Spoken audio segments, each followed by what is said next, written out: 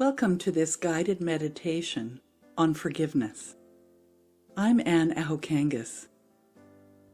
Join with me in consciousness as we take this time to focus on healing, forgiveness, and self-love. Let's begin with the breath. We'll be using the 4-7-8 technique to begin,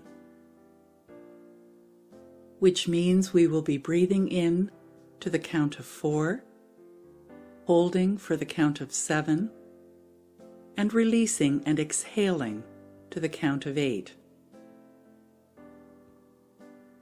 So get yourself comfortable so that you can just relax for the next few moments.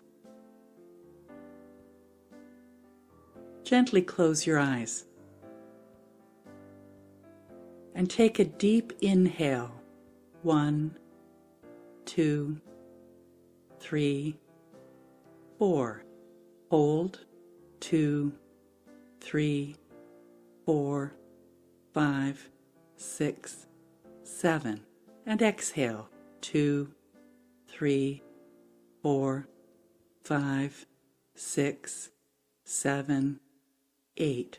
Inhale. 2, 3, 4. Hold. 2, 3, 4, 5, 6, 7. Exhale. 2, 3, 4, 5, 6, 7, 8. Inhale. 2, 3, 4. Hold. 2, 3, 4, 5, 6, 7. Exhale. 2, 3, 4, 5, 6, 7, 8. Inhale. 2, 3, 4. Hold. 2, 3, 4, 5, 6, 7. Exhale. 2, 3, 4, 5, 6, 7, 8. Continue to slowly, deeply breathe. Feel your mind, your body, your soul gently calm. Feel this peaceful state. I invite you to use your imagination now as you visualize your heart center.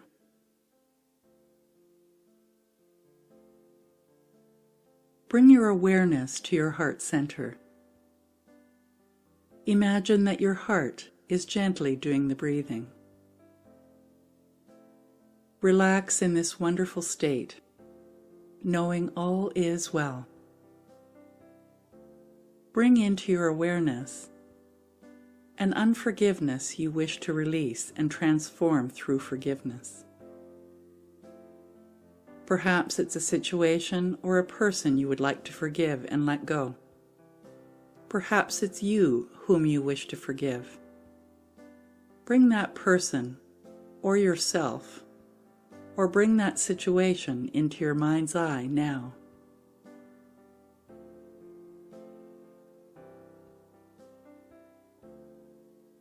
While you bring this image in, allow yourself to stay calm with every breath and understand that you are divine.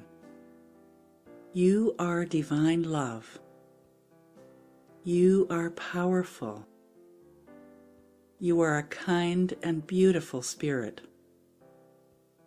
And today, right now, you choose to focus your energies on life-affirming, positive and empowering thoughts and feelings.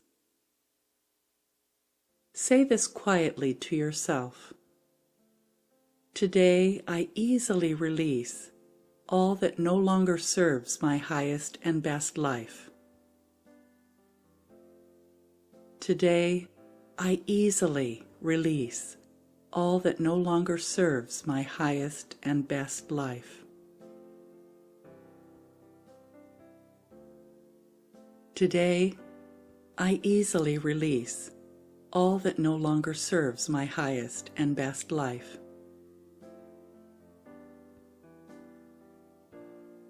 Take a deep breath in and release. Take a moment now to realize that you are responsible for everything in your mind, even if it seems to be outside of you. Take the time now to become aware that your reality is in your consciousness.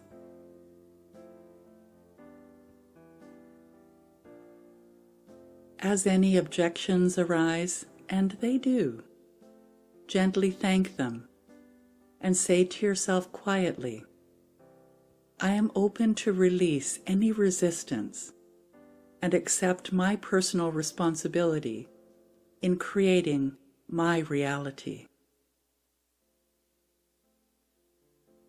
I am open to release any resistance and accept my personal responsibility in creating my reality.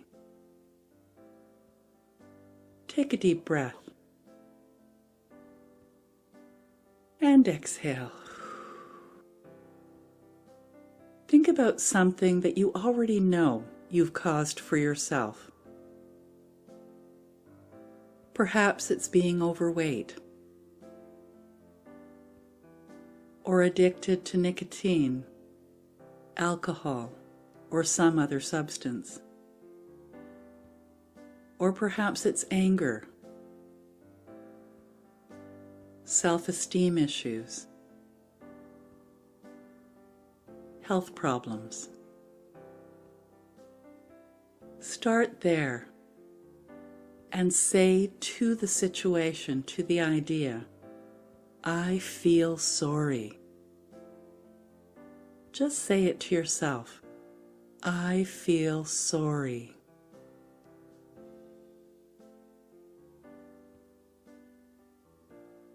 And now say to yourself, I realize that I am responsible for this in my life. And I feel remorse that I have allowed this to be part of my consciousness. I release it now.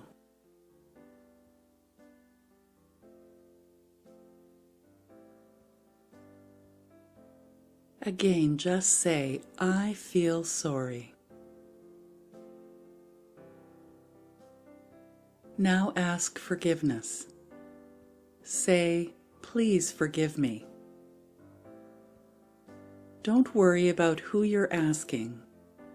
Just ask, please forgive me.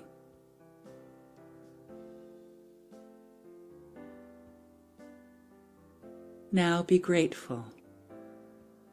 Say, thank you. Say, thank you, remembering it doesn't matter who or what you're thanking. Thank your body for all it does for you. Thank yourself for being the best you can be.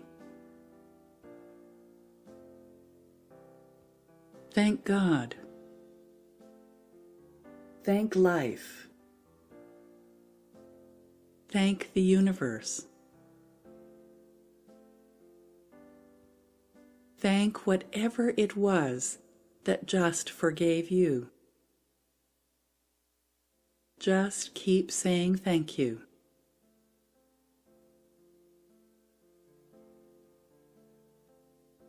Now focus on love. Say, I love you. Just say, I love you. Say it to your body. Say it to God. Say it to the universe. Say, I love you to the air you breathe, to the house that shelters you. Say, I love you to your challenges. Say it over and over. Just say, I love you, and mean it. Everything is healed by the power of love. Allow this energy of love to fill your awareness.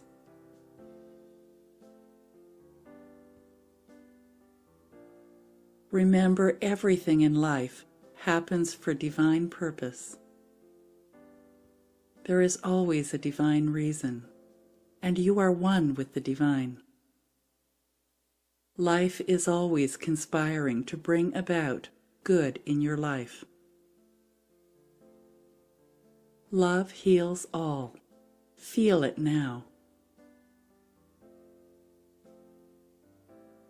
And I'll give you a few moments, and I will remind you of the time to come back by ringing a bell.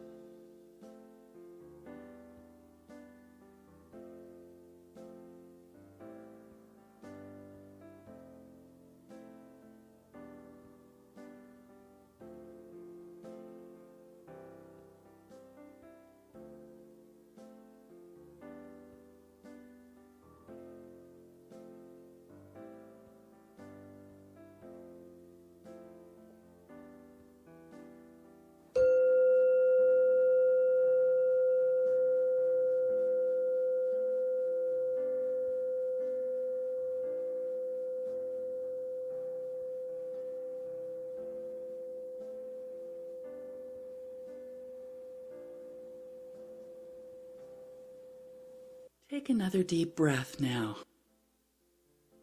and sit in this love.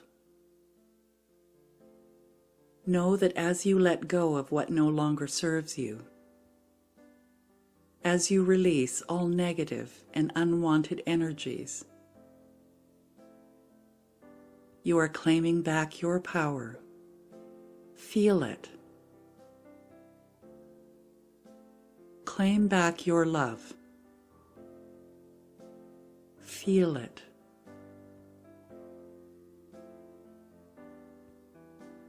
Who you truly are is wondrous and magnificent. You are love. You are light. You are powerful. You are divine. You are the creator of your own experience. Take a deep breath as you remember life is about learning. And it's okay for everyone to make mistakes while learning. That is why we are here. You are a soul having a human experience. You can choose to forgive. Choose to love. Choose to be at peace. To choose compassion, patience, tolerance. Say this quietly to yourself. I am here to grow and learn and love, and it begins by loving myself. I am here to grow and learn and love, and it begins by loving myself. I am here to grow and learn and love, and it begins by loving myself. Breathe in this love, knowing it is okay to forgive. There is so much love in your heart that you can heal the entire planet. Take another deep breath in, knowing that just for now, You are choosing to use this love to heal. Feel a warmth beginning to glow in your heart center. Let this feeling begin to change the way you think and talk about yourself from this moment on. Say, "It is okay to forgive myself. It is okay to forgive myself. It is okay to forgive myself."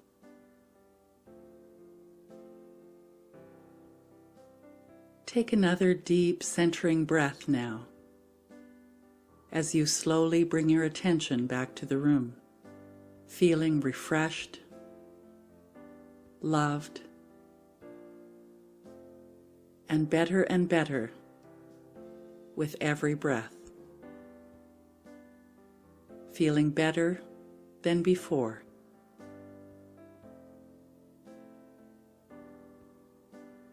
Join with me in affirming, "And so it is."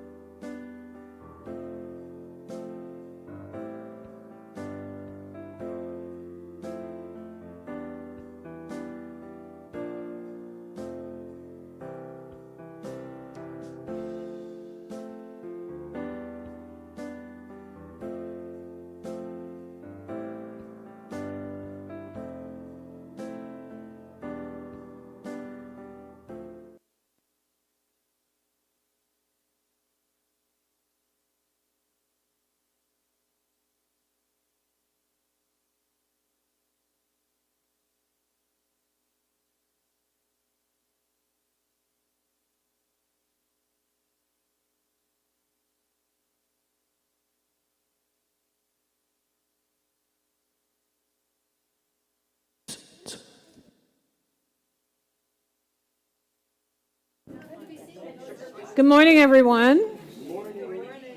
Welcome to Unity Spiritual Center of Hamilton, and welcome to everyone online, especially Halton Peel and York Region. They're joining us today. And in our midst, we have, oh my goodness, some wonderful ladies here with us from the Mississauga, my former Mississauga church. Just welcome. So happy to have you. And to everyone who is visiting with us today. My name is Marcia Daly. I'm your presider. As always, whatever we receive, 10% of it goes out to bless. And this time it's going out to bless, in this quarter, Unity Canada and Food for Kids.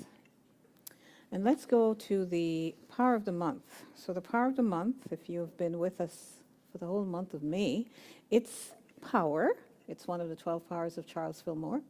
The color is purple or mauve or lilac, whichever one you want to say. And the affirmation is, and I always invite you to say it with me, I use power to release good into the world. I open the power channel. My thoughts and words vibrate with spiritual power. I have the power to create my world through self-mastery and the spirit within. I am power. Thank you. And today is the fourth Sunday, so we have the kids with us. And we are going to sing Reverend Ann's song, I Am Who I Am.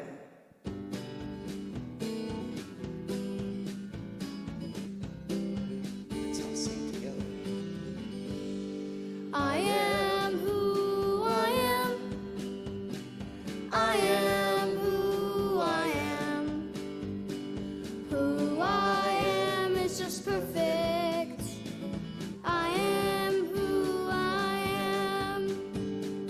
I have all I need here inside of me. I start each new day, and I remember to say, I am who I am. I am who I am. Who I am is just perfect. I am who I am. I don't have to worry.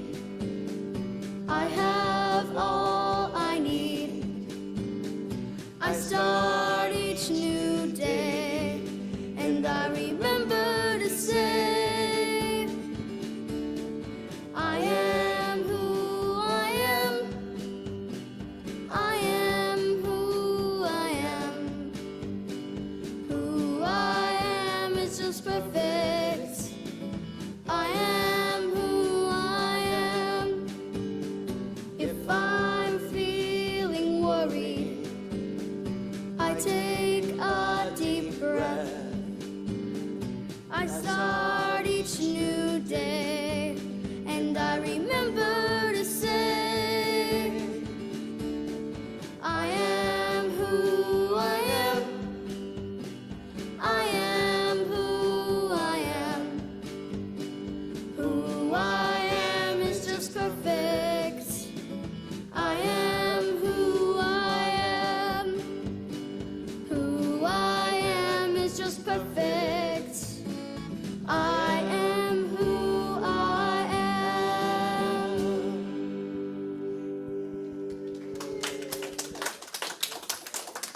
Thank you, everyone. So the kids are going now to do some fun stuff about spirituality.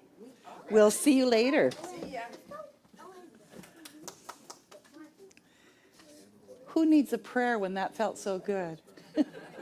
I'm Reverend Anna Hokangas, and I'd invite you to join with me in this opening prayer, opening intention. Close your eyes if that's comfortable, and allow the whirling thoughts to be set aside just for a moment, and bring your focus to your heart center, recognizing that here, at the core of your being, is God. And so I speak this prayer in the first person, remembering the oneness. As I breathe into this moment, I recognize that God is within. God is also everywhere present. It is being me right here, right now. And I know that I have the gift of vision and imagination and joy. And so today I allow these gifts to guide my way. I allow the laughter and the bubbliness of the children to remind me to be more childlike, to release the seriousness, and to just be in the moment, recognizing I am always fully supported in every way. So with a heart filled with gratitude, I let go and I let it be so. Please join with me in affirming. And so it is. And A World That Works for Everyone by Eddie Watkins Jr.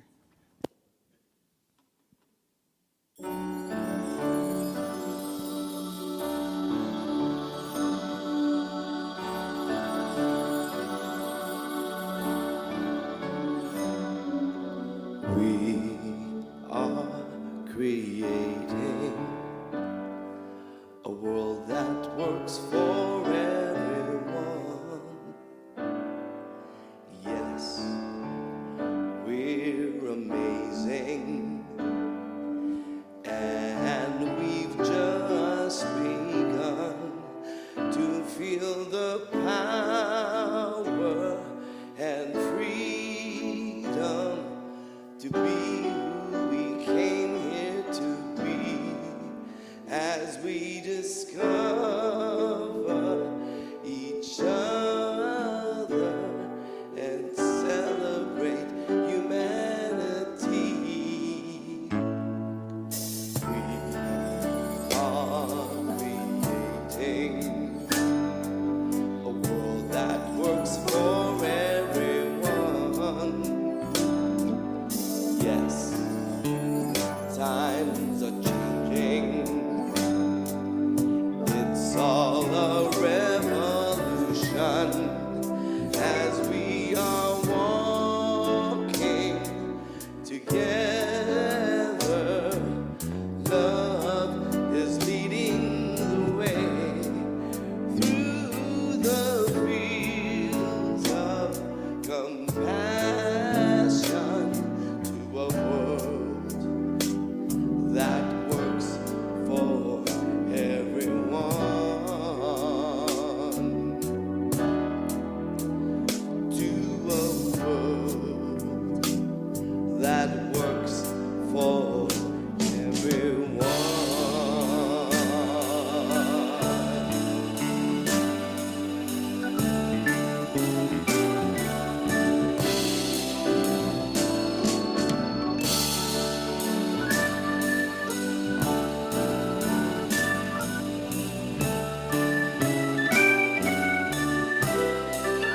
As we are walking together, love is leading the way through the fields of compassion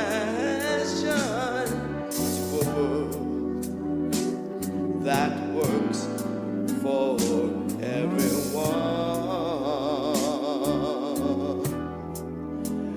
To a world that works for everyone.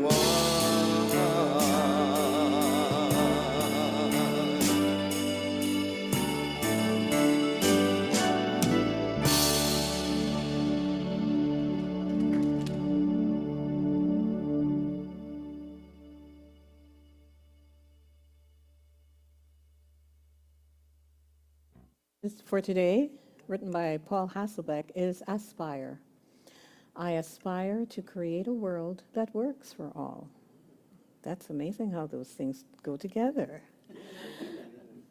I hold a vision of an equitable world, a global community that supports and encourages all people to live fully from their divinity in order to reach their unique human potential. I feel kinship with those who hold a similar vision and work to realize it. My past experiences and present perspective provide a framework from which to know what is mine to do and how I can contribute to realizing my vision.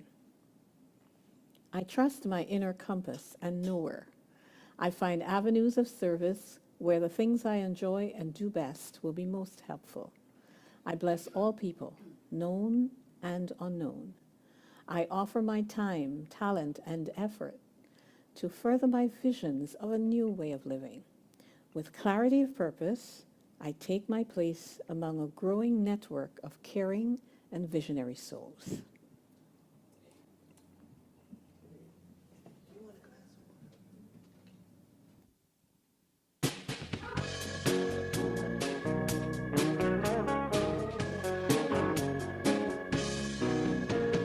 If it's to be, if it's to be, oh, if it's to be, it's up to me. If I seek the truth, let me seek the truth. If I'm lost in doubt, let me believe. I know I can be the change I want to see. And if it's to be, if it's to be, oh, if it's to be, it's up to me. If I'm tired and stressed, let me stop and rest. If I'm feeling hurt, let me forgive.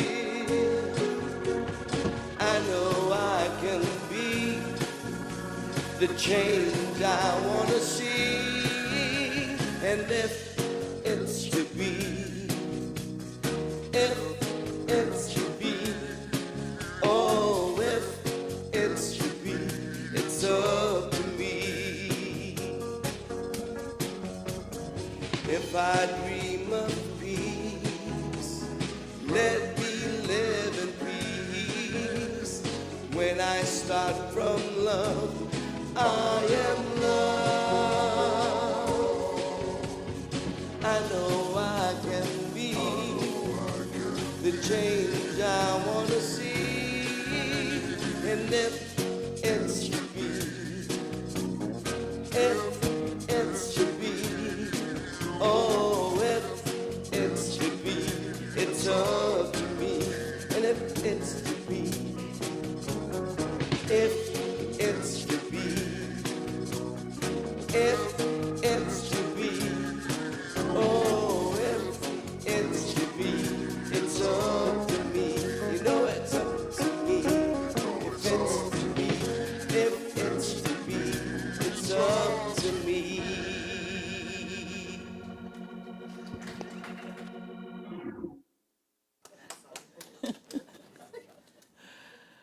Oh, how's everybody today? Have you thought lately about the power of your vision and how attractive it is in your life? And that vision is a companion to self-actualization. And I'll talk a little bit more about what is self-actualization. And a vision allows us to know who we are and what we can create together. All month, we've been looking at values. And of course, like it always happens to me, whatever I'm talking about, I get to deal with all week so that I have some really good fodder for you. So I came up with 2 values when we did our value questionnaire. Some of you came up with some as well. And mine was comfort and freedom. But this week I noticed that respect or disrespect, as in the opposite of it, was also a really powerful value for me. And at first I was pissed because I felt disrespected. And then I sat, because that's what I've learned to do, being a spiritual person, and said to myself, okay, so what's really going on here? And I came to understand that this was a teachable moment. Perhaps not right then and there in the heat of the moment, but certainly at some point. And it had to do with, and I won't go into any details because that's not really important. It was that someone was behaving ignorantly. And I mean ignorantly as in they didn't know what the rules were. We hadn't had the opportunity to have that conversation, and maybe would never have that opportunity depending on if it was someone that was passing or not. But we all have that idea of respect and expectation when we go somewhere. Like, let's say here, for instance. I mean, if somebody was all of a sudden jumping up and down and farting in the back row and, you know, being ridiculous and telling jokes and talking to each other and doing whatever you might call being disrespectful, you would say, respect is a value of mine that I didn't realize that it was. And so we come together here, and we come together in other places that are common places that we come together with this agreement, even if it's not spoken, but on some level, this agreement that we're going to behave a certain way, right? And so when your buttons get pushed, it's part of, okay, so whose responsibility is it? You're the one with the buttons. So I came finally to the conclusion, and it didn't take me long to get there, but I came to the conclusion that, okay, well, this is a teachable moment. And when I have the opportunity, I'm going to do that. And not from a place of anger or upset or pissed offedness or whatever you want to call it, because that's not helpful. As soon as you approach somebody in that kind of frame of mind, what do you get? But more of that. So I sat with it and thought, okay, how's the best way to handle it? And I don't know yet. When the time shows up will be the right time. So this is a lovely quote that comes from Abraham Maslow about self-actualization. It's the process of becoming. Everything you are capable of becoming is what Maslow believed it to be. And he was a psychiatrist, I believe, not psychologist, psychiatrist. And so we are in the process of self-actualization and on a spiritual journey, even more so, in learning what we are capable of becoming. And so I had a reminder this week that I'm capable of stopping in the middle of something that's not pleasant and asking myself, okay, so what's the best way for me to handle this situation? And so I know that if it was way years ago, I wouldn't have come to that conclusion. I would have just had an emotional reaction and blamed it all on the other person. But I know that I have arrived at least at some level of self-actualization because I was able to stop and think about it. So Kim Egel, who is a San Diego therapist, says self-actualization is the ability to become the best version of yourself. So one is the becoming of it, the other is having the ability to be able to do it. So it all sounds great, but how do you actually become the best version of yourself? I mean, that's really the question, isn't it? And how will you know when you've achieved it? Well, I know for me this week it was, in retrospect, looking at the situation and saying, oh, I could have probably handled it better. I could have, should have, and maybe even blamed and shamed myself that I didn't get there the instant it happened. Because, you know, the perfectionist in me really wanted to be that good and my halo to be that shiny, but it didn't happen. So I have to come to the realization that, you know what, 364 days of the year, I'm doing pretty good. But one day out of the year, okay, maybe a few more than that, I fall off the wagon. Okay. Could you relate? Yeah. So embracing self-expression and self-actualization actually involves acceptance. And really, that's the key. That's the key in the 12-step program. That's the key in spirituality. That's the key in learning to love yourself, is acceptance of what is. Because we know what you focus on grows. And so if you're pushing something away, you're focusing on it. And what are you focusing on? But trying to get rid of something that you don't want rather than to accept it. So not only do self-actualized people fully accept themselves, but they also embrace others for who they are. And that can be a challenge at times. Until, at least for me, I stop and say, you know what, if that person knew better, they'd probably do better. If they knew what my expectations were, they could at least say, well, yes, I agree, or no, I don't. They could participate or not participate. But rather than saying, hey, like, you're a bad guy and that was really stupid, even for me, which is where we go as baby spiritualists, but not where we go as we're more mature in it, I think. So I'd like to look at creating space for that, and then that this whole thing of values is more than just words. And who are you when no one is looking? Because that really speaks to your values. So what is your vision for our collective reality? You know, Centers for Spiritual Living, which is religious science, talks about a world that works for everyone. The world is working for everyone. It already is, because if it wasn't working for them, they'd be doing something different. Everyone has free will and choice. So what is your collective vision? And that ends up being your reality. For me, when I think about it, is to be able to instill, inspire in someone else the ability to recognize that they're creating their own reality. Do we have kids wanting to come in? It's like, I don't like the art I'm doing, so I'm going to come and join the adults. That's their vision.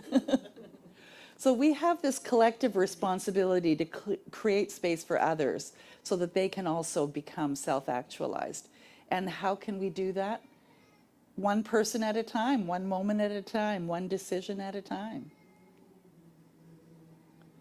And you know, you hear children laughing or crying or doing whatever it is that they do. They're so in the moment. And we have so learned not to be in the moment. And so I'm so grateful that we have them here at least once a month to remind us of that. And for those of us that don't have grandchildren around, it's nice to be reminded. So the movement from good to great to grand is not just personal, but it's a vision of our shared reality. And I don't know if you know this, but I certainly am beginning to know it, is that who I am being creates my reality. It creates the kind of interactions I have with people around me. It creates everything that comes into my life. And if it's coming in a way that I don't like, what's my role in all of that is the question I ask. So what is your vision for collective reality? Is it the opportunity to be free to learn it? You might think about that. So active listening is one of the ways to give someone your full attention, making eye contact and focusing on what they're saying and trying to understand. It's one of the things that I do in our classes, even in a Zoom class where we're not all together, is to invite everyone at the beginning of the class to actively listen, not plan what you're going to say next, but to actively listen to what someone is saying. Be present with them. Make eye contact if you can. I met a minister years ago, and he was the busiest man that I had ever met. You know, he had a congregation of about 1,200 people in San Diego, and he was a wonderful, wonderful gentleman, very bubbly and obviously very busy. But when he spoke to you, he looked you in the eye. You knew that there was nobody else in his world but you in that moment. And that struck me. You know, this was 25 years ago, and I still remember the feeling of that and saying to myself, I hope that I can be anywhere even near that focused on other people. Because that made me feel special, even if I wasn't any more special than anybody else. And so he changed my world in that moment. And you can do that too. So nod your head, you know, if you're listening to someone, to acknowledge that you're hearing them, and lean towards the person. Don't cross your arms, you know, or try to let your attention stray. Give them your full attention. Right, Bruce? As Bruce is sitting in the front row with his arms crossed. Holding in the excitement. Oh, he's holding in the excitement. I know. He knows that I like picking on him. And the one big one is let others speak without interruption. Now, maybe there are some people who like to talk endlessly forever and ever, and they may say the same thing over and over again like 100 times. So that may be, again, one of those teachable moments where you value time and you value that friendship. So you might say to them in a quiet moment, if there is one, that, could we make an agreement that I can stop you when you've said it several times and say, what do you want me to do with this information? Because I've now heard it 3 times. And can I offer something, in return? Like, find a nice way to make it so that you don't say, like, hey, I don't even want to be with you anymore because you suck all the air out of the room. And to try not to judge when you hear what somebody is saying. I mean, it's the first place we do go. Someone said, and I shared it last week, that don't worry about people judging you because they are. Just let it go. They're judging you anyway. And ask if you don't understand something. Ask for clarity. Turn your phones off and be present. And a big one, honor confidentiality. And if you don't know if it's confidential, ask.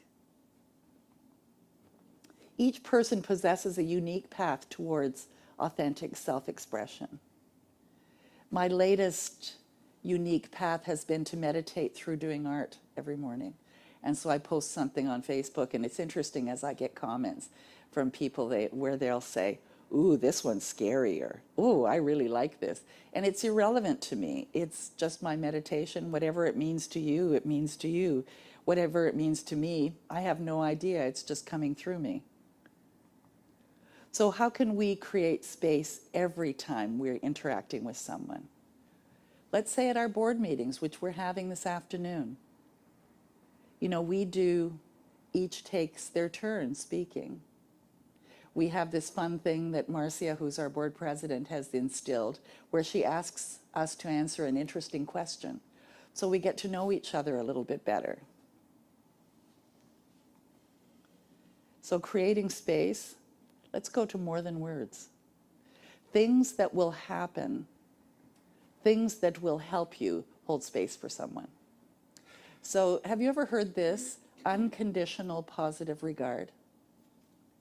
It basically is a way of saying, I love you with no emotion attached to it. That I wish you happiness with no emotion attached to it. So no matter what the person has done or who the person is, support them with deep respect, compassion, and positive regard. And the positive regard is important because what we focus on grows. If you view someone with positive regard, you're enhancing anything that's positive in them. You're drawing it out. You're bringing it to the surface.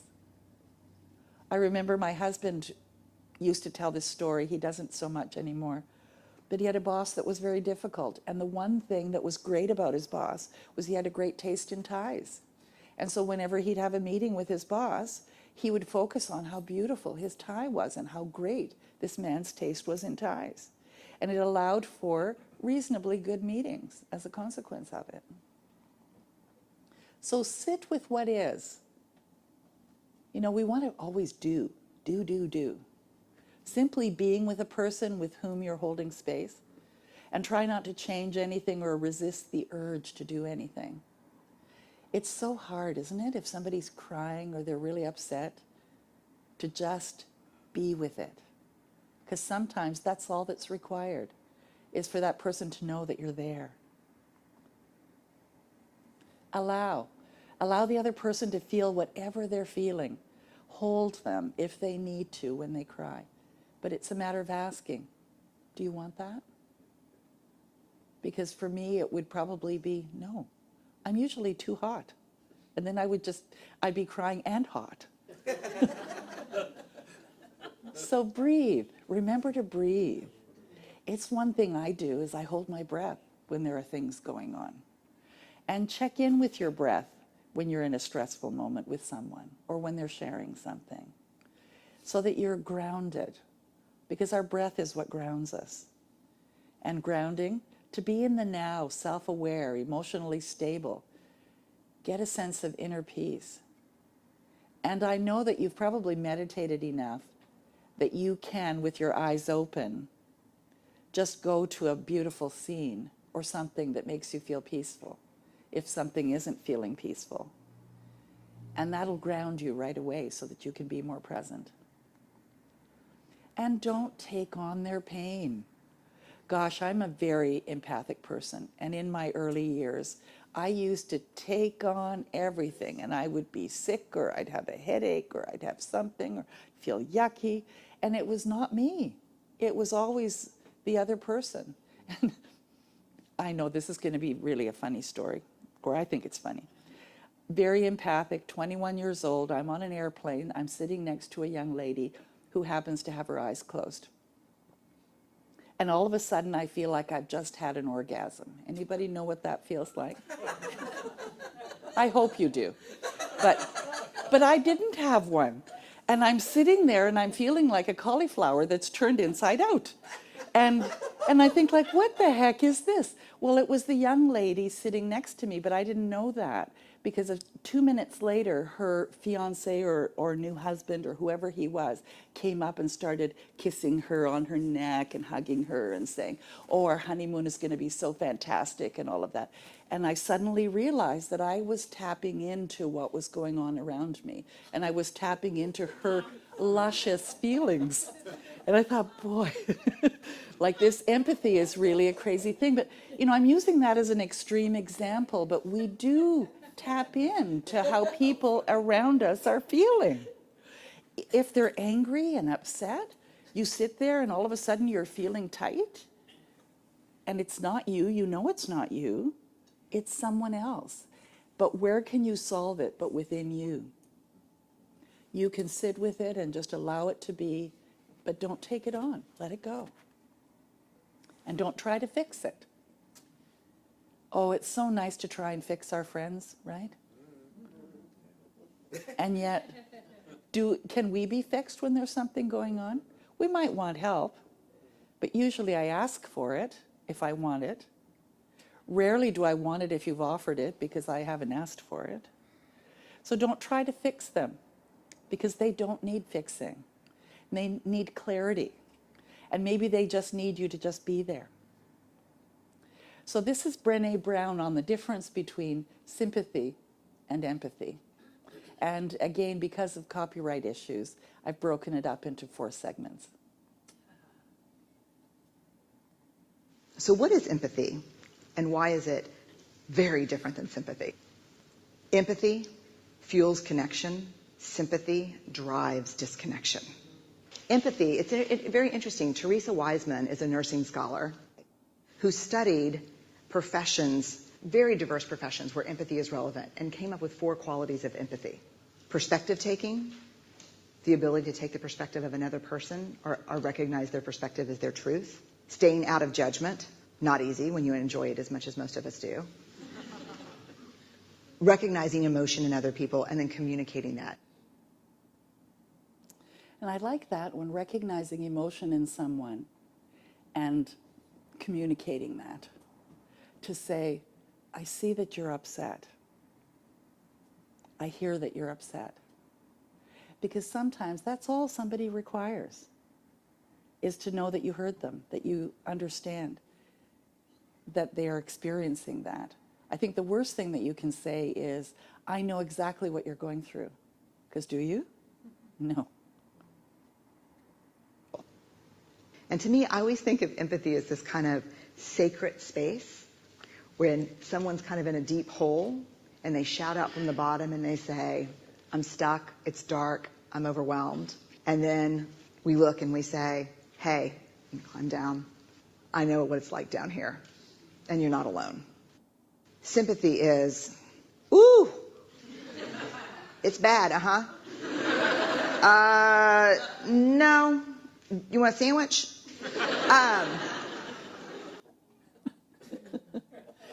And we've probably done both, right? So I know what it's like down here, and you're not alone. So it's not that I know what you're going through, but I know what it's like to feel despair or anger or whatever it is that you're feeling, and that you're not alone. I'm here. Empathy is a choice, and it's a vulnerable choice, because in order to connect with you, I have to connect with something in myself that knows that feeling. Rarely, if ever, does an empathic response begin with "at least." I had to, yeah. And we do it all the time. Because you know what? Someone just shared something with us that's incredibly painful, and we're trying to silver lining it. I don't think that's a verb, but I'm using it as one. We're trying to put the silver lining around it. So I had a miscarriage. Oh, at least you know you can get pregnant. I think my marriage is falling apart. At least you have a marriage. John's getting kicked out of school. At least Sarah is an A student. Yeah, at least. And yet, it's easy to go there, isn't it? Because the individual that goes there doesn't know how to handle what's going on, doesn't know how to just kind of be there. In a way, they're trying to fix it, silver lining it. But one of the things we do sometimes in the face of very difficult conversations is we try to make things better. If I share something with you that's very difficult, I'd rather you say, I don't even know what to say right now. I'm just so glad you told me. Because the truth is, rarely can a response make something better. What makes something better is connection.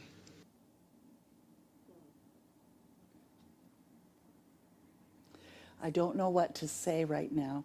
I'm just so glad you told me. And whether there's a hug involved in that or not. Interesting though, and I know that on some level you know that, and maybe I'm just repeating myself, but it's so important to remember it, I think. And for some reason right now with everything that's going on in the world. So let's look at, who are you when nobody's looking? So who are you when nobody's looking? Are you the same? Or are you a chameleon, depending on where you go? I used to be proud of being a chameleon because then I felt safe.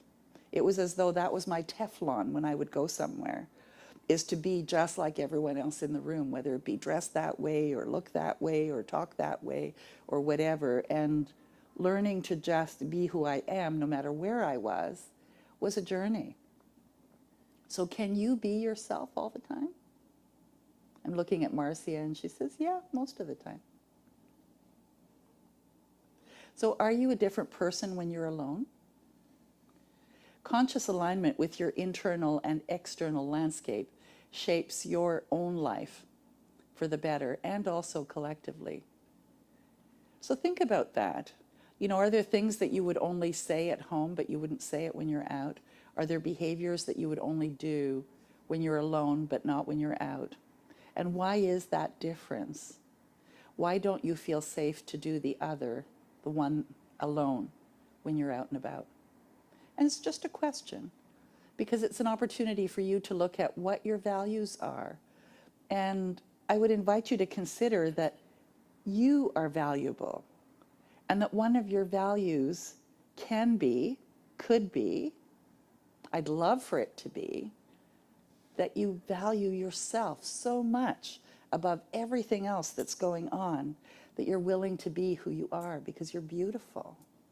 You're unique, and you were brought here from wherever it is that we all came, the source of all, to be you, the beautiful, glorious, wonderful you. And when no one's looking, do you still make the right decisions? Do you still live unselfishly or love with your whole heart? And when no one's looking, do you put your needs first, or do you ignore everything that doesn't pertain to you? Are you only friendly because you're out in a crowd and you're going to be judged, but you're normally a grumpy puss when you're at home? Someone once said, easy to be a monk in a monastery. The spiritual path invites you to consciously be transparent, to show the realest parts of yourself, whether you're in the bedroom eating cookies or live on a social media feed. Remember when we were doing social media in the early days, people were having video calls, and you would find out that they weren't wearing underwear even, but they had their shirt and tie on from the waist up. They were being themselves But they wouldn't have done that out in public, would they have? Truth is that when you're alone, when no one's looking, when you're not asked to be accountable to anyone for anything you're doing, that's when your character actually speaks the loudest. That's when you can say to yourself, this is really who I am. And that's wonderful. And there are going to be people in your life who say, that's wonderful, and I want to be with you. I mean, that's probably one of the reasons why relationships can be so difficult, especially live-in relationships, because it's that struggling with, okay, I'm not alone anymore, I'm now with someone. Can I truly be myself with them? And I know that when I met my husband, Randy, who is now my husband and has been for 25 years, that I knew that the moment that I met him, that I could just be who I am. I could be stupid, I could fart, I could ask questions, I could do whatever it was. And, you know, he might joke about it, but he loved me anyways. And so that's the world that works for everyone in my mind, is that I can be who I am, that you can be who you are, and I love you no matter what. And maybe your behavior doesn't suit me, but I still love you. So self-actualized people actually have grand experiences. When you're on this spiritual path, they are grand experiences. So you're self-actualized when you have feelings of intense ecstasy and joy and wonder, often losing track of time and feeling that what you're experiencing is important and unique and valuable. And I hope you have those often. And you're self-actualized when you have a continuous sense of appreciation. And when you continue to feel a sense of awe and wonder and joy instead of seeing everyday experiences as mundane and boring. I hope life is never mundane and boring. You know, like the monks wrote a book about chop wood and carry water, and that even in that, there is joy, there is wonder. And that you maintain a sense of gratitude for the good things in life, no matter how often you experience those things. Oh, I still love the smell of fresh coffee in the morning. What comes up for you? That's a mundane thing. Cinnamon rolls, oh yes. A great hug. Now, for some people, that's not mundane, that's rare. And others, it can be so frequent. How about the noisy, giggling laughter of children? As a young parent, that becomes almost too much. And yet there is something so glorious about that, and so fleeting. That you accept yourself and others as they are. And that you may have concrete goals, yet you don't see things as a means to an end. That it's a journey, it's just as important as getting there. You know, to not be in a rush to get through something, to be able to stop and breathe and just really enjoy it. By living your truth and embracing self-expression and creating space for others to self-actualize. So think about somebody in your life that's important to you. How might you help them to be more of who they are? We have a new grandfather in this room. 5 pounds, 4 ounces, I think. 5.3. You know, and one of the grand tasks of a grandfather is the opportunity to allow this child to self-actualize and to love them and guide them. We get to do that with every single person. Why not get excited about that? You become an example of empowerment and a catalyst for change, and a creator of a world where authenticity is the norm, and every individual is given the opportunity to thrive, whatever that is, or the opportunity to not want to, and to say, you know what, if you don't want to, that's okay. But if you're going to be with me, this is what you're going to get. And they can choose. Together we choose to build a world where everyone can be boldly themselves and contribute to a more loving, compassionate, and connected life. Do you agree with that? Sometimes that's a big responsibility. It's a grand one. So, how do I treat others? Do my practices align with my values? How am I holding others accountable? But the main question is, who am I when no one is looking? And this was following the murder of George Floyd. Stephanie Dillon of the Rolling Stones Culture Council offered questions that those who want to end oppression should ask themselves. They're good questions, even for everyday life. So we looked at creating space, and it's more than words. Like Brené Brown talked about being empathic rather than sympathetic. And who are you when nobody's looking? So let's say yes to it all. I like this song too.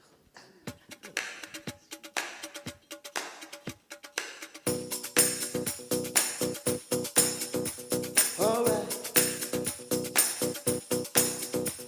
If it could be that we agreed to live in harmony and set aside all that divides for the sake of humanity, would you say yes? Yes, yes, yes.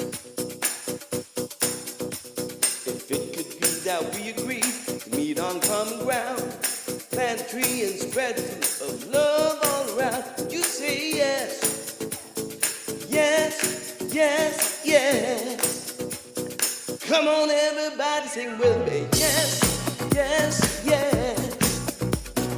Yes, yes, yes. If you believe in you and me, sing yes, yes, yes.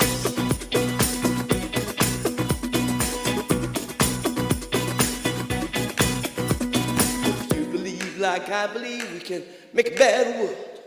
Listen to each other, let every voice is heard, singing yes, yes, yes, yes. What would you say if you found a way to end all poverty? So all would live with dignity from sea to shining sea. Oh, would you say yes? Come on, everybody, sing with me. Yes, yes, yes. Yes, yes, yes. If you believe in you and me, sing yes, yes, yes. Woo. Yes, yes, yes. If you believe in you and me, sing yes, yes, yes. Yes, yes, yes. Yes, yes, yes. If you believe in you and me, sing yes, yes, yes.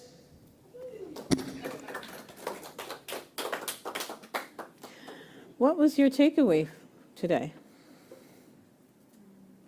I'm going to stop folding my arms.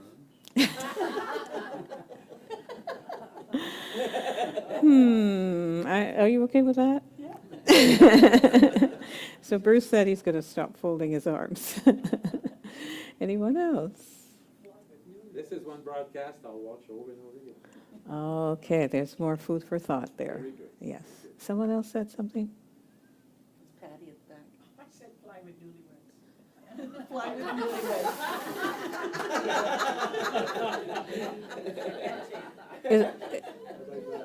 I'm not sure I got that, but we will talk after. Oh!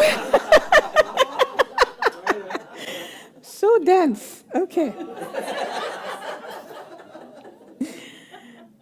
My takeaways are, and there are three. The definition of vision being the ability to become the best version of yourself. And this one, if you're pushing something away, you get more of it. Okay. And the last one, who am I when no one is looking? Am I a different person when I'm alone? So right away the thought came to me, dance like no one's watching. So when I'm home, I'm like John Travolta. But when I'm out, I might dance like a nun. Who knew? Thank you. So let's turn our attention to conscious giving. And now is the time to practice the law of circulation through conscious giving, and that can take the form of however you choose, whether it's giving back what you received, asking and forgiving, blessing and praising. So we have 3 means of doing that. You may we pass the basket here in the center, or you may send an e-transfer to admin@unityspiritualcenter.com, or if you happen to be on our website, we have a donate button. However you send it to us, we are grateful, and so we say together, divine love through me blesses and multiplies all I have, all I give, and all I receive.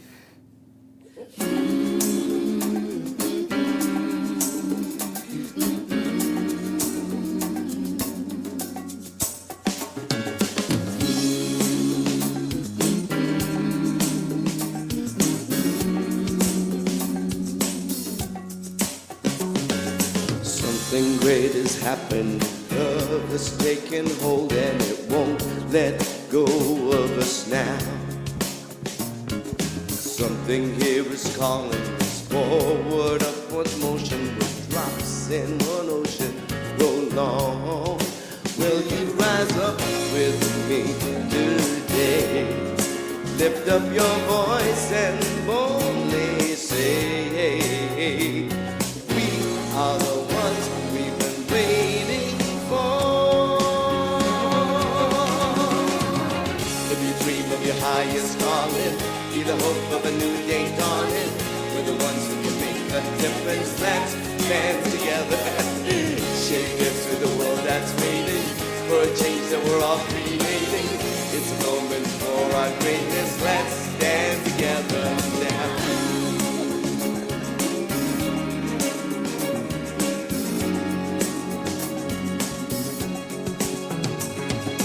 Every day's a chance you can do something amazing, to feel your passion blazing and shine.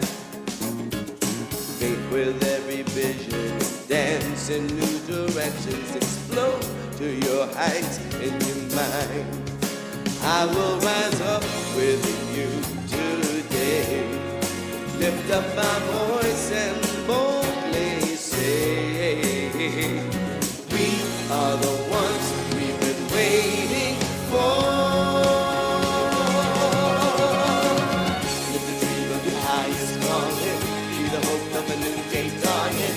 We're the ones who can make a difference. Let's stand together. Change this to the world that's waiting for a change that we're all creating. It's a moment for our greatness. Let's stand together now.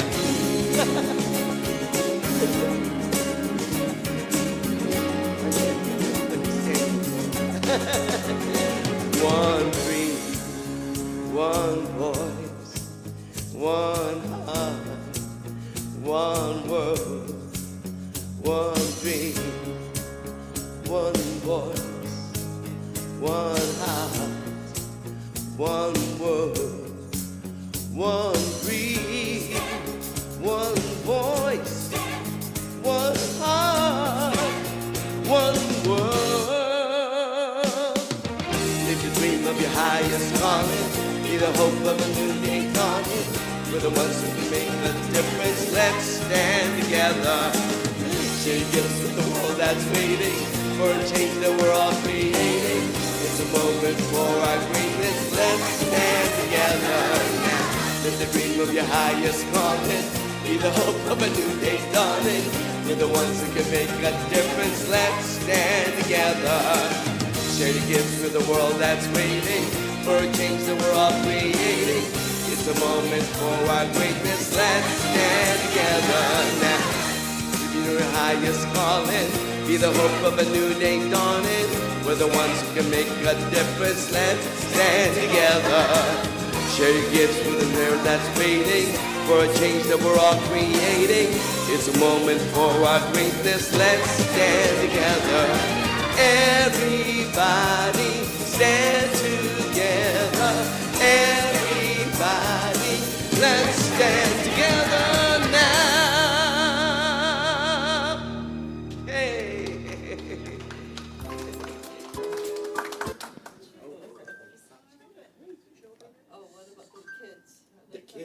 Yes. It just jumped ahead on me, that's all.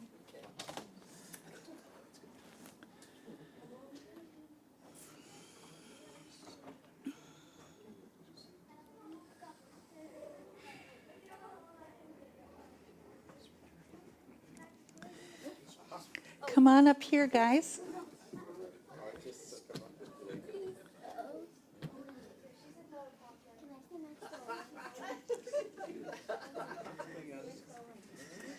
Here we go. Everybody has envelopes. Does anyone want to share what you did today? Okay. We wrote like little things. Go ahead. We wrote like to our mom and dad and stuff. I don't know what I'm doing. Was it about gratitude, Rory? We wrote letters thanking our parents and grandparents and other people of stuff. Oh, nice. So who did you end up putting in your list there? Anybody want to share? Rory? My dad. Your dad? Anybody else? Yes? My mom. Your mom? Anybody else? dad. Your dad? My mom. Your mom? And my mommy. Yeah. Mommy? Everybody. Yeah, everybody. Very nice. What a great experience. And you'll get to give them a card, right? Very good. So for those of you online and those of you here, we're here to pray with you. Know that you can fill out a prayer request form and place it in our prayer box here on the piano, or send it to us in an email at prayer@unityspiritualcenter.com. And why don't we say the prayer for protection together? And for those of you kids that would like to, you want to read it with us? The light of God surrounds you. I am the light. The love of God enfolds you. I am the love. The power of God protects you. I am the power. The presence of God watches over you. I am the presence. Wherever you are, God is. Wherever I am, God is. And all is well. And if we could join together, maybe even hold hands, could we create some kind of a line or a circle where we're holding hands for the peace song? Kids, do you want to stand up and hold hands together here in the front row? Or you can hold hands and not stand up, whatever you want to do.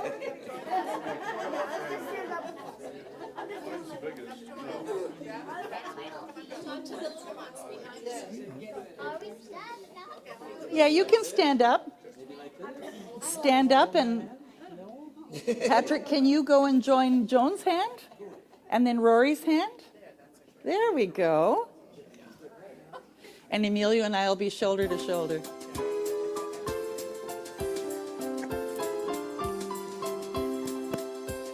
Let there be peace on earth, and let it begin with me.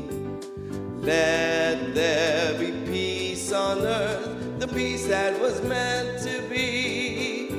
With God as creator, family all are we. Let us walk with each other in perfect harmony. Let peace begin with me. Let this be the moment now. With every step I take, let this be my solemn vow.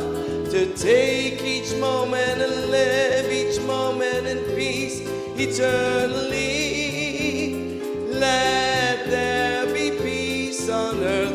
let it begin with me.